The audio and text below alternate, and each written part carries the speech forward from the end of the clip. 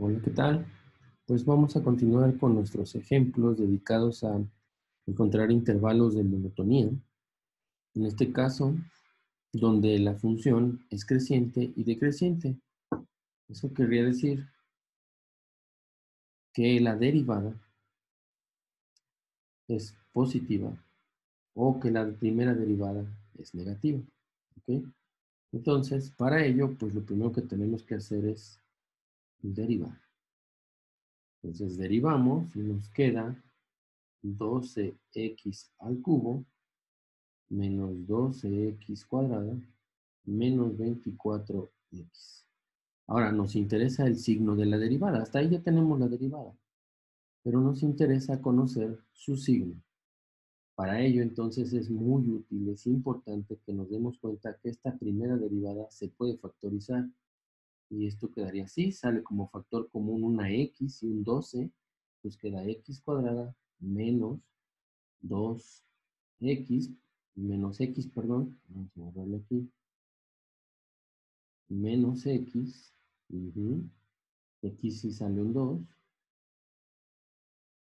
es la misma derivada, nada más que hemos factorizado un 12 y una x, pero también lo que está en el paréntesis se puede factorizar, ponemos x, sabemos que el producto, ¿verdad? Tiene que dar un 2 negativo y que la suma tiene que dar menos 1. Entonces, los factores correctos serían poner un 2 y poner un 1. Y los signos tienen que ir intercalados porque el producto da menos 2 y la suma da menos 1. Entonces, sería un menos aquí y un más aquí. Entonces, esta que está acá es la primera derivada y lo que nos interesa conocer es el signo. Para conocer el signo, dado que ahora la derivada ya está explícitamente puesta como un producto de tres cosas. Aquí hay un factor, otro factor, otro factor. Nos interesa conocer en todos los intervalos donde la función esté definida, nos interesa conocer el signo de cada uno de esos factores para saber el signo finalmente de la derivada. ¿Ok? Por ejemplo, si este fuera más en un cierto valor de x, vamos a poner, por ejemplo, en x igual a 3, ¿qué es lo que pasa? Bueno, pues en 3 este sería positivo, el 3 es mayor que 2, entonces esto es positivo, y aquí es positivo. Entonces en x igual a 3, f' es positiva. Pero no puedo estar haciendo un número a la vez. Pues lo más conveniente es hacer una especie de tablita. Pero antes de eso necesito encontrar los valores críticos. Porque a partir de esos es donde hay los cambios en la derivada, en signo. Entonces, por el primer factor sabemos, buscamos cuando la derivada, para qué valor de x crítico, la derivada es 0. Entonces, a partir de la f' factorizada, sabemos que hay un valor crítico en 0. Sabemos que hay otro valor crítico en 2 y hay otro valor crítico en menos 1. ¿Ok? Porque cada uno de estos valores, 0, 2 y menos 1, hacen que la derivada, que está acá, se haga 0. Ya que si x vale 0, el primer factor sería 0. Si la x vale 2, 2 menos 2, 0, y entonces el segundo factor es 0 y toda la derivada es 0. Y similarmente para el último factor, si x vale menos 1, pues menos 1 más 1, 0, y tercer factor es 0, y entonces la derivada se hace 0.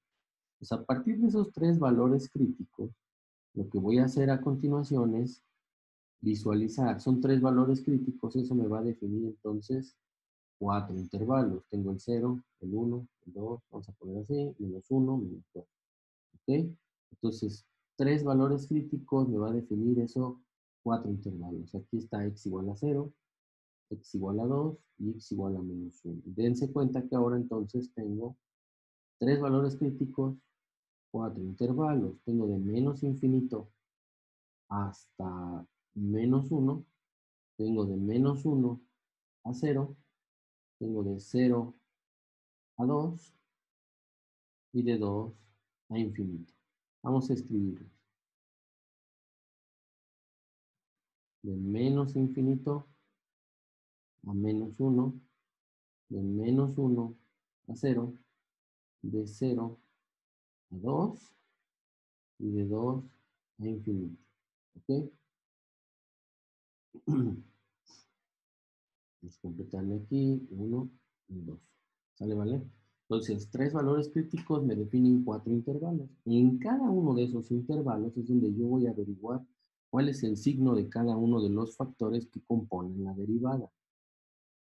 Va de nuevo, en cada uno de esos intervalos voy a averiguar el signo de cada uno de los factores que componen la derivada. Entonces, voy a hacer algo conveniente que es una tablita. Vamos a poner menos infinito a menos 1. Vamos a poner de menos 1 a 0. Siguiente intervalo de 0 a 2. Siguiente intervalo de 2 a infinito. ¿Ok?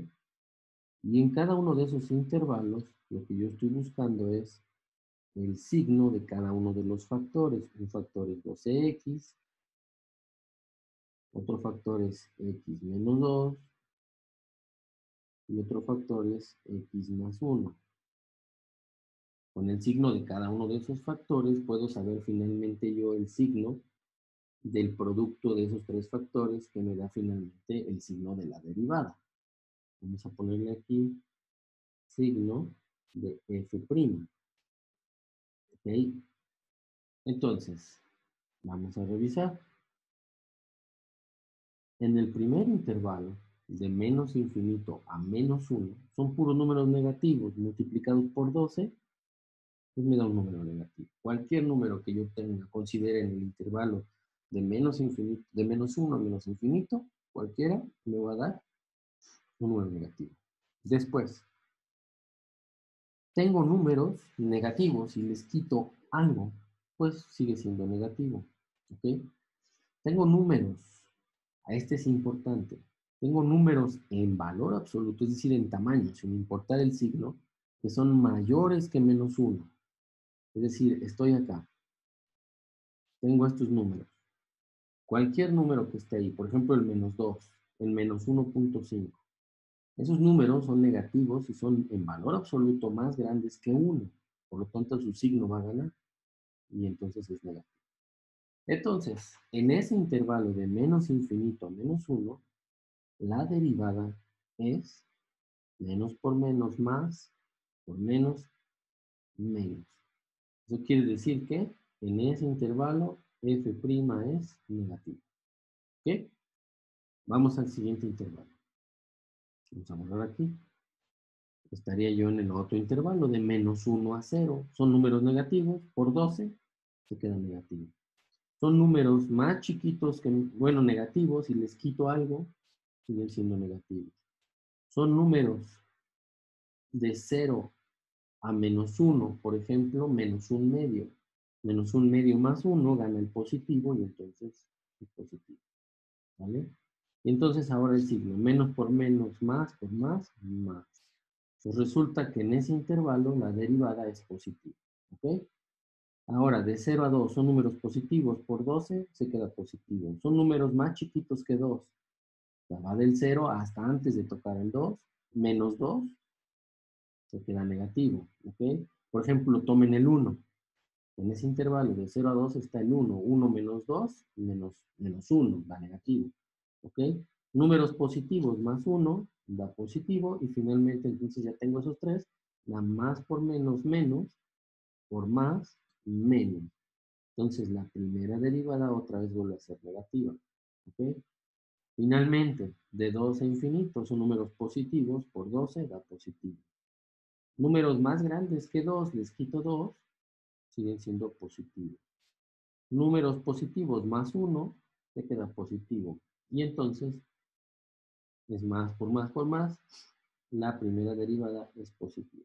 Entonces, con eso estaríamos terminando de resolver dónde la función es creciente y dónde es decreciente. ¿Ok? Ahora, es importante. Hay algo que se conoce como la prueba de la primera derivada. O sea, aquí hemos terminado de resolver nuestro ejemplo. Ya hallamos los intervalos donde la función es creciente y donde es decreciente. ¿Dónde es decreciente? Aquí y aquí.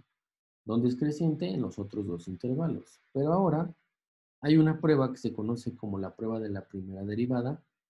Nos dice que si la función, la derivada, perdón, de la función, la derivada de la función cambia de signo de positivo a negativo, estaríamos hablando de un máximo local.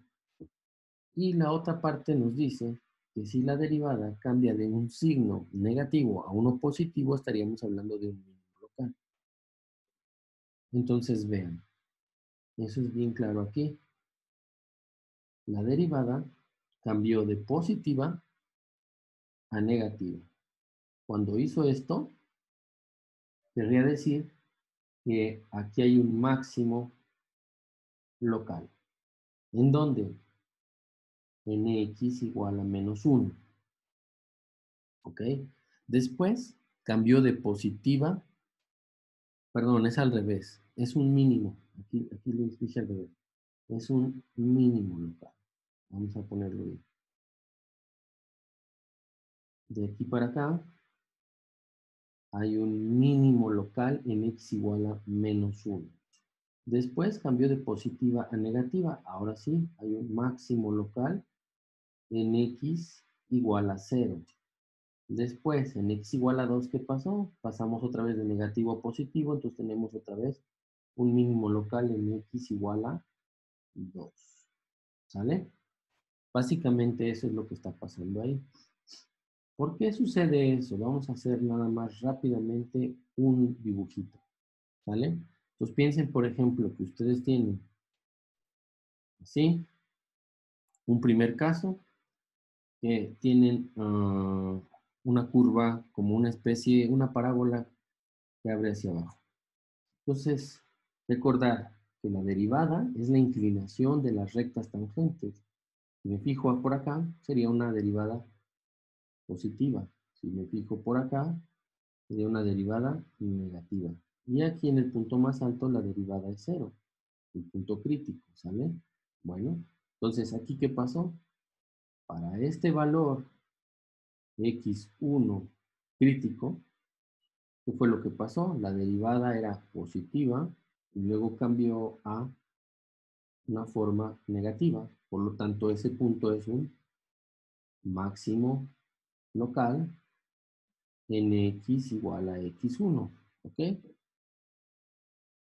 Caso contrario, piensen ustedes ahora en la misma parábola, pero ahora que habrá hacia arriba. ¿Qué tendríamos? Estaríamos observando una derivada negativa, acá una derivada positiva, acá la derivada igual a 0, y entonces estaríamos cambiando de una derivada negativa a una derivada positiva, y por lo tanto esto corresponde a un mínimo local en x igual a x crítico, ¿ok? Que sería este el valor de x crítico, ¿sale? Y finalmente, hay otra tercera opción, cuando la derivada pues no cambie de signo. Entonces, cuando la derivada no cambia de signo, vean lo que pasa. Un ejemplo podría ser una curva más o menos de este estilo. Híjole, me redondeé mucho aquí. Algo así. Entonces, déjenme ponerle las rectas tangentes. La derivada aquí, ¿cómo es? Positiva. Aquí es positiva. Aquí se puede hacer 0. Pero luego continúa positiva. ¿Ok? Entonces, en ese punto,